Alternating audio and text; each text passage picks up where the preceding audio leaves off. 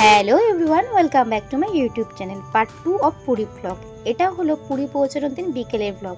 দুপুরে খাবার খেয়ে দিয়েছিলাম একটা লম্বা ঘুম। তারপরে ঘুম থেকে উঠে আমরা সবাই রেডি হয়ে বেরিয়ে পড়েছিলাম জগন্নাথ মন্দিরে যাওয়ার উদ্দেশ্যে। মেইন যার জন্য পুরীতে আসা সেই জগন্নাথ মন্দিরে দেখার জন্য। যাই হোক, হোটেলের নিচ থেকে একটা টোটো রিজার্ভ করে আমরা 4 জন মিলে বেরিয়ে পড়েছিলাম মন্দিরে যাওয়ার জন্য।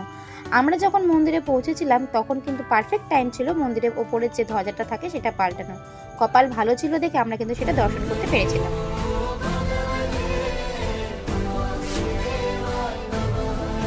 তারপর আর কি, মন্দিরের বাইরে জুতো, মোবাইল, ট্রাইপড সব জমা রেখে আমরা পৌঁছে গিয়েছিলাম এক এক করে ভেতরে সব মন্দির দর্শন করতে।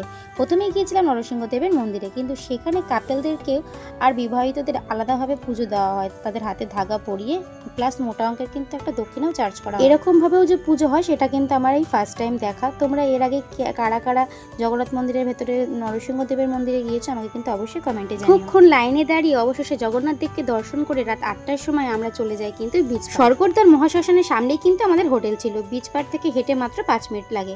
সেখান থেকে গিয়ে আমরা সতীশ ট্যুর অ্যান্ড ট্রাভেলসের সঙ্গে কিন্তু কন্ট্যাক্ট করি, যেহেতু পরের দিন আমরা সাইট সিইং ঘুরবো তার জন্য।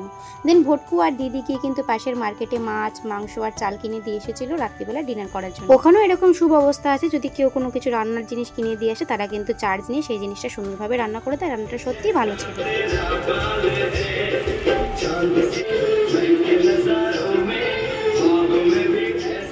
রান্না বান্নাগুলো কিরকম হয়েছিল সেটা কিন্তু তোমরা রিভিউ দেখলেই বুঝতে পারছো। তো এটাই ছিল আমাদের পুরীতে প্রথম দিনের ব্লগ। পরের দিন কোথায় কোথায় সাইট সিন করলাম সেই ভিডিও নিয়ে খুব তাড়াতাড়ি আসবো। ততক্ষণ তোমরা কিন্তু সবাই ওয়েট করো। দেখা হচ্ছে নেক্সট ব্লগে। ততক্ষণ সবাই ভালো থেকো, টাটা।